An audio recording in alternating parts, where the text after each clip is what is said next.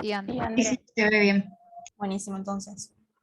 Cualquier cosa, ya saben que quieran ir comentando, que quieran ir sumando o aportando, ya saben que no hay problema, que pueden compartir lo que quieran.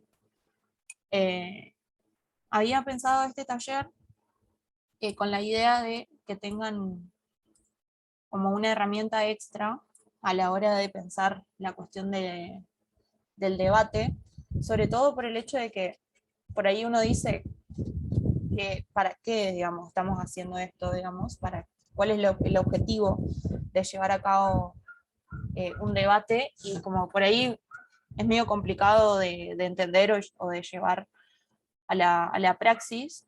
Entonces, en ese sentido, es la propuesta de este taller, que no significa que lo tienen que tomar a rajatabla, o sea, ustedes lo pueden ir modificando como les parezca y utilizar algunas herramientas o algunas ideas que les parezca pertinente, pero no significa que sí o sí lo tienen que hacer de la manera en la que lo planteo acá.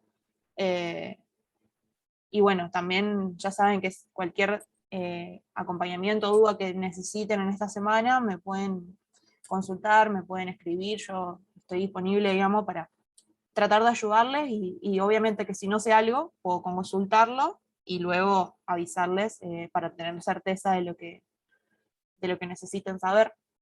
Entonces, básicamente, en un debate, ¿qué es lo que se hace? Se esgrimen diferentes argumentos. Los argumentos son razones o son ideas que diferentes grupos de personas plantean en relación a una teoría determinada para defender esa teoría y tratar de convencer a las personas, al resto de las personas que quizás tienen ideas diferentes a las que nosotras planteamos. Entonces, en ese sentido, eh, esta cuestión de aprender a argumentar científicamente. Eso vendría a ser lo que necesitamos a la hora de llevar a cabo un debate científico, ¿sí? Argumentar con conocimiento científico, a partir de conocimiento científico.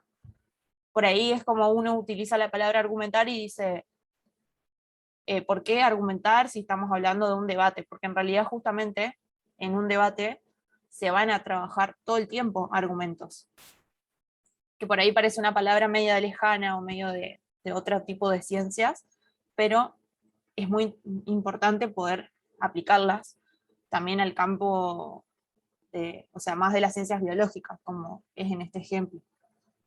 Entonces acá les puse como un resumencito de para qué aprender a argumentar ciencias. Hay muchas razones para por qué hacerlo. Diferenciar hechos observables, identificar argumentos significativos y organizarlos de manera coherente, distinguir entre los términos de uso científico y los de uso cotidiano, justificar las afirmaciones que realicemos, aprender y construir ideas científicas a través de su expresión escrita u oral. Sobre todo porque en nuestra vida profesional, y sobre todo en la nutrición, que es una ciencia tan dinámica y que se pone todo el tiempo como en cuestión, y que hay mucha gente que por ahí no sabe de nutrición, pero siempre opina de nutrición, y es sumamente importante que tengamos estos elementos, porque nos vamos a exponer o nos vamos a presentar frente a un montón de situaciones en la vida profesional en las que vamos a necesitar saber argumentar. Y desde la ciencia es justamente a lo que se apunta, porque aquellos fundamentos científicos siempre van a ser mucho más válidos porque tienen como toda una teoría y una investigación fundamentada detrás. O sea, no es que es porque lo digo yo o lo dice tal persona, sino porque realmente hay un montón de investigaciones detrás que avalan ciertas teorías que nosotros podamos llegar a estar planteando. Entonces, por eso es que se hace esta propuesta de generar estos espacios de debate. Y les dejo esta frase: para aprender ciencia es necesario aprender a hablar y escribir ciencia de manera significativa. Y justamente para eso es que nos encontramos en estos espacios, para empezar a problematizar de qué manera lo podemos hacer. Una forma de aproximarse a la epistemología de la ciencia es aprender a construir argumentos y a establecer relaciones coherentes entre ellos para interpretar los fenómenos.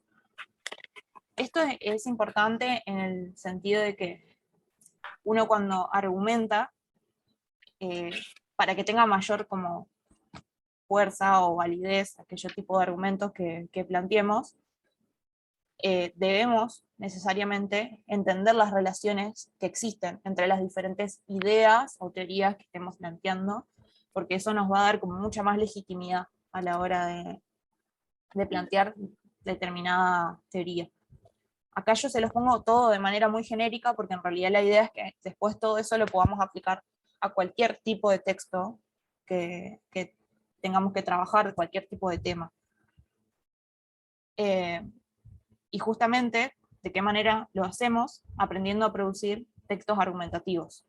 Cuando uno dice textos argumentativos, por ahí dice, ¿qué? ¿Por qué estoy estudiando lengua de repente? En realidad son diferentes herramientas que, si nosotras las ponemos en práctica, después nos van a servir un montón para que sea más sencillo a la hora de hablar. O sea, cuando uno practica la escritura, y sobre todo cuando por ahí siente que le cuesta un poco hablar en público o plantear sus ideas, o en el momento dice, tengo un montón de cosas para decir y no sé de qué manera sistematizarla o ordenarla en mi mente, si uno hace el ejercicio continuo de escribir, eh, con el tiempo empieza a desarrollar ciertas habilidades para sentirse más cómoda o más cómodo a la hora de justamente plantear diferentes argumentaciones. Entonces justamente esto nos va a permitir un montón de cosas, empezar a desarrollarlo ya desde de forma temprana en el campo profesional o en la carrera profesional. O sea, de hecho lo están haciendo desde antes de recibirse, y eso es sumamente válido, porque cuando ustedes después empiecen a trabajar, se les va a hacer re sencillo como meterse en este campo, digamos. Es importante tener en cuenta que el razonamiento científico es un proceso de elección entre las teorías que se proponen. Y esto, o sea, en la nutrición todo el tiempo va a pasar, porque hay un montón de voces que por ahí se oponen eh, a ciertas cuestiones que están como muy referenciadas en la actualidad, pero que porque existen muchos conflictos de intereses, por ahí se tratan de invalidar, sobre todo porque compite con muchas cuestiones de la industria, eh, y que obviamente por eso nosotros también tenemos que tener una base científica muy fuerte. O sea, por ejemplo, lo que está sucediendo con la ley del etiquetado frontal, que por suerte se aprobó hace poquito. ¿Cuántas voces escuchamos todo el tiempo que están tratando de invalidar toda la aprobación de este proceso, que en realidad está fundamentada científicamente por un montón de organizaciones, de profesionales, y sin embargo hay un montón de gente que se opone fuertemente a la información científica, sobre todo porque se basa en ciertos argumentos que por ahí tienen que ver con una cuestión más política partidaria, eh, para decir o invalidar que supuestamente tal cosa es inválida, digamos, y tratando de silenciar todas aquellas teorías científicas que lo validan. O también porque existen conflictos de intereses económicos que pueden llevar a cabo eh, esta invalidación de, por ejemplo, la ley del etiquetado frontal, porque obviamente va a haber empresas que van a tener que, por ejemplo, modificar las fórmulas nutricionales para que la gente compre más de aquellos productos que ahora quizás con el etiquetado pueden llegar a tener una repercusión. Eh, Ese es un ejemplo simplemente, pero para que vean de qué manera continuamente esto es sumamente importante, digamos, porque de hecho hay muchísimos nutricionistas que están abogando, digamos, por la aprobación de esta ley, que estuvieron trabajando un montón, como por ejemplo, no sé si conocen, la agrupación de Sanar Nutrición. Bueno, esa es una organización que estuvo trabajando muchísimo, y que son todos nutricionistas, la mayoría son nutricionistas, eh, trabajando, digamos, por la aprobación de esa ley. Después también, por ejemplo, desde la Nueva Nutrición también hicimos varias campañas para promover la aprobación de dicha ley. Bueno, somos estudiantes de nutrición, se imaginan. Bueno, ese era solo un ejemplo, como que me fui un poco por las ramas, pero simplemente para que vean lo importante que es realmente aprender a debatir y argumentar. Bueno, y acá esto del proceso de competición, que bueno, ya lo ven reflejado en lo que les estaba comentando recién, y que todo eso particularmente es un debate científico. Acá les puse una imagen en la que se resume de qué manera está estructurado un texto argumentativo.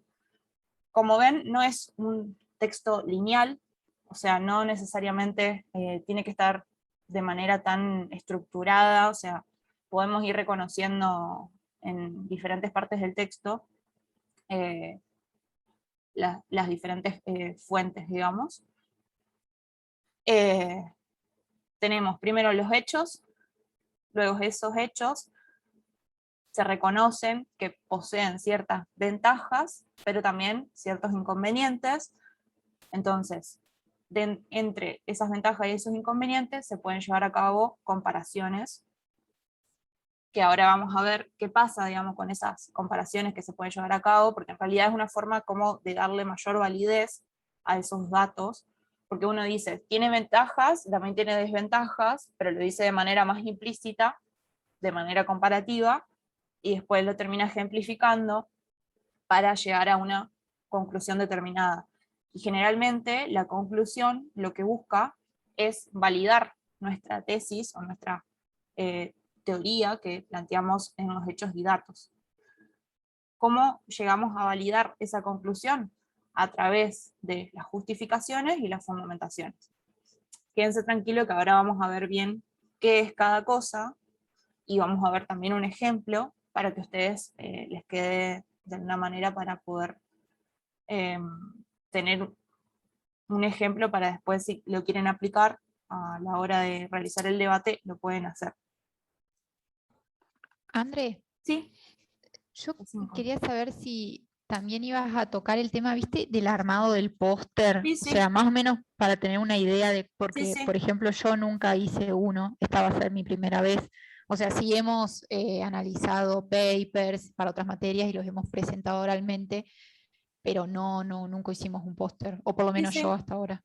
Bueno, genial. Sí, ahora cuando termino de mostrarles las partes del texto, ya Ajá, abordaremos lo del póster. genial, genial. Nada más que quería como primero, lo dividí así en dos partes, porque si no como que les iba a mezclar mucho, y no quería tampoco hacerles un barullo en la cabeza ni nada. No sé si les parece bien o si quieren que pasemos directamente Sí, ahí. sí, no, me parece bien porque, o sea, también es importante saber argumentar, digamos. Así que sí, seguí nomás. Buenísimo. Bueno, dale, no hay drama. Bueno, acá tienen como una explicación muy resumida de cada una de las partes que vimos recién, sobre todo porque por ahí uno no está acostumbrado tanto a redactar textos argumentativos y no sabe qué es cada cosa, pero de manera sencilla, ¿qué son los datos o hechos que vimos en la anterior diapositiva? Justamente son hechos y fenómenos que afirman una determinada idea a partir de la cual se hace la construcción de todo el texto argumentativo. Tengan en cuenta que estos textos, yo le digo texto, digamos, pero es una construcción que se puede hacer de manera oral. De hecho, ustedes lo van a tener que hacer de manera oral, porque ustedes van a hacer toda la presentación del resumen, del póster y eso, pero todo el análisis que van a realizar sí va a estar hecho de forma escrita, digamos, y justamente por eso hablamos de textos.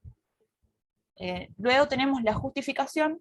La justificación lo que busca hacer es dar razones que conecten aquellos datos, justamente a partir de los cuales se construye el texto, y lo conectan con la conclusión. O sea, básicamente lo que implica es generar todos aquellos argumentos y relaciones que puedan validar esos datos o esos hechos que planteamos al principio, y que apuntan a cambiarle el punto de vista a quien nos está escuchando, que por ahí puede llegar a tener como una posición opositora a la nuestra. Entonces, lo que busca es siempre justificar o tratar de convencer a el otro. Y la fundamentación también acompaña a la justificación y tiene sí conocimientos básicos de carácter bien teóricos que le da como más fuerza a esa justificación. Ahora vamos a ver igual un ejemplo de cada uno para que lo tengan más explícito.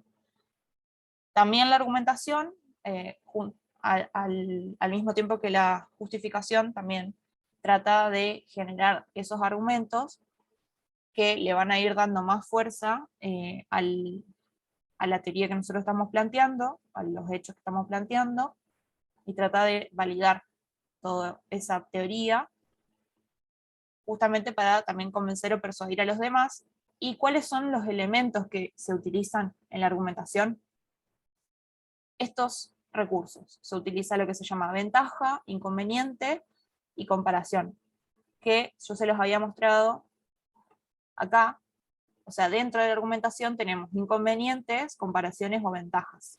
¿Sí? Son como diferentes herramientas que se utilizan. Ventaja son justamente elementos positivos de la propia teoría. O sea, nosotros tenemos que decir, esto tenemos que acompañarlo o validarlo por tal razón. Podemos tener también ciertas desventajas de esa teoría, pero nunca se va a hacer tanto hincapié en aquello desventajoso, porque nosotros estamos queriendo convencer al otro, pero sí por ahí utilizamos esto de la cuestión de desventaja como para decir, bueno, yo te reconozco que hay algo desventajoso, pero comparándolo con tal cosa, nos tenemos que quedar igual con esta teoría. Entonces esto es de la comparación que se utiliza ventaja e inconveniente en un mismo párrafo, se puede utilizar como para generar como esta reacción, digamos, en la persona que nos está escuchando o leyendo. Bueno, luego tenemos la conclusión, que como les había dicho antes, está siempre validando a la idea principal inicial que habíamos estado trabajando, o sea, lo que se está planteando en los hechos y datos. La conclusión siempre va a apuntar a acompañar esa tesis inicial. Y acá tienen otro elemento de la argumentación, que es la ejemplificación. O sea, se utiliza la ejemplificación para decir de qué manera se aplica el conocimiento científico en nuestra vida cotidiana. Y por último, acá les puse los conectores y les agregué varios ejemplos. Yo les puedo pasar este documento, no tengo problema, como para que a la hora que ustedes armen el resumen, puedan tener algunos conectores que les sirvan a la hora de redactar. Entonces, ¿qué hacen estos conectores? Manifiestan la relación que existe entre las diferentes ideas. Y esto como que nos da mucha coherencia a la hora de hablar. Entonces acá vamos a ver un ejemplo, y ya después vamos a pasar directamente a lo del póster que contaba Connie hace un rato. Fíjense, este es un texto muy cortito, particularmente no es de química biológica, es de microbiología, digamos, pero bueno, quería buscar uno cortito como para que ustedes puedan tener un ejemplo de identificación de las diferentes partes que encontramos en el texto argumentativo. Fíjense, la primera parte, que son los datos o hechos, vendría a ser como la tesis a partir de la cual se desarrolla todo el texto. Dice, el tiempo de conservación de los alimentos esterilizados es de varios meses.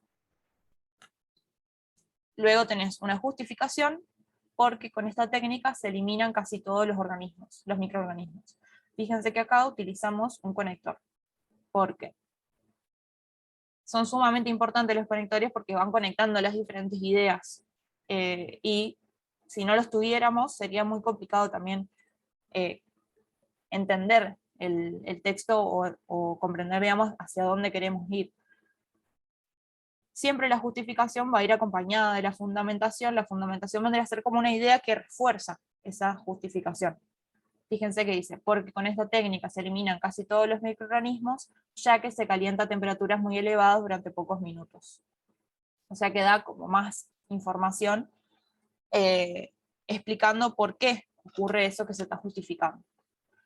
Luego se utilizan los elementos de la argumentación, que acá tenemos ventaja, inconveniente, comparación. Por lo tanto, anulamos la posibilidad de que el alimento se pudra y se eche a perder. Entonces eso vendría a ser algo positivo, un dato positivo en relación a el hecho principal. Pero con este método se pueden destruir parte de las vitaminas y modificar los azúcares y las proteínas. Entonces ahí decís implícitamente o reconoces que tiene una desventaja, pero vas a tratar de luego minimizar de nuevo esa ventaja y decir, no importa tal cosa negativa, igual tenemos que ir por esta teoría.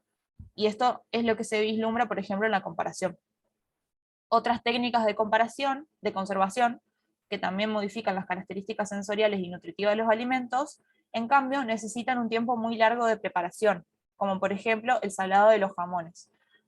O sea, yo me voy a otra, por ejemplo, a otra teoría y digo, en realidad esta otra teoría tiene mayores desventajas, por eso yo me tengo que quedar con la primera cosa que les estoy planteando, a pesar de que tiene algo negativo. Entonces se utiliza ese recurso para volver a lo que nosotros planteamos inicialmente. Y luego pasa a la conclusión. Recuerden que la conclusión siempre valida lo que planteamos en la primera parte de los hechos. En conclusión, la esterilización es una buena técnica para conservar los alimentos durante mucho tiempo, que cuesta poco preparar, ya que no varía sus características y tiene muy buena salida al mercado. Esto es muy similar a lo que se plantea al principio. Fíjense que decía el tiempo de conservación de los alimentos esterilizados es de varios meses. Y acá te está como diciendo lo mismo, pero en otras palabras. O sea, como que refuerza la primera tesis. Y por último tenés un ejemplo de qué manera se aplica todo este conocimiento que nosotros estamos hablando, digamos, en términos más específicos. Dice, y que gracias a ella podemos beber leche, por ejemplo, sin tener que ir a buscarla a la lechería todos los días, cada día. O sea que dice, ¿por qué es tan importante la esterilización? O sea, nosotros podemos tener en nuestra casa un montón de cajas de leche que duran, no me acuerdo cuánto, pero pónganle 6 meses, un año adentro de una caja. En cambio, esa ventaja no la podríamos tener si no existiera la esterilización. Entonces, eso es como la idea de la ejemplificación. Generalmente se apunta a eso. Si quieren, díganme cómo van hasta acá, no sé qué les parece, o sea, esto simplemente es como un ejemplo que les planteé para que puedan identificar de qué manera se van conformando los textos argumentativos. Obviamente no significa que lo tengan que hacer de manera idéntica, simplemente es una herramienta. Si quieren, coméntenme cómo van hasta acá, así vemos de continuar con el póster.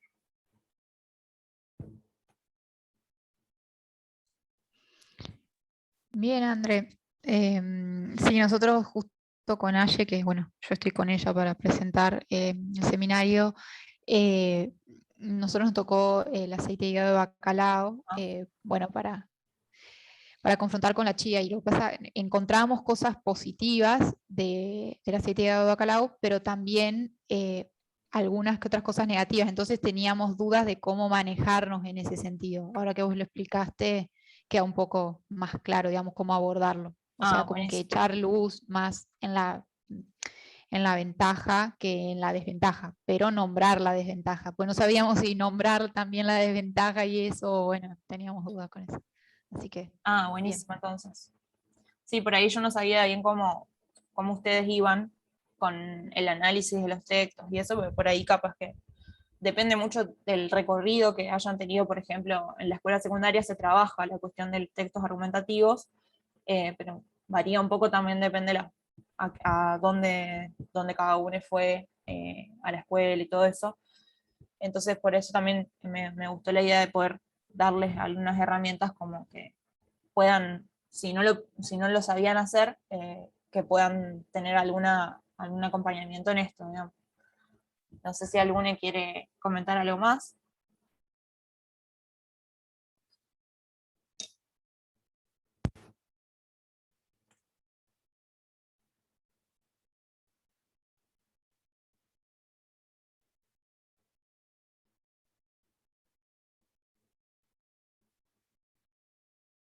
Bueno, miren, quedan 2 minutos de reunión. ¿Les parece que salgamos y volvamos a entrar a la misma, así no se nos corta cuando estemos trabajando en lo del póster? Vale, André. Buenísimo. Dale, André. Ahora Sí, sí. nos volvemos a encontrar en un ratito.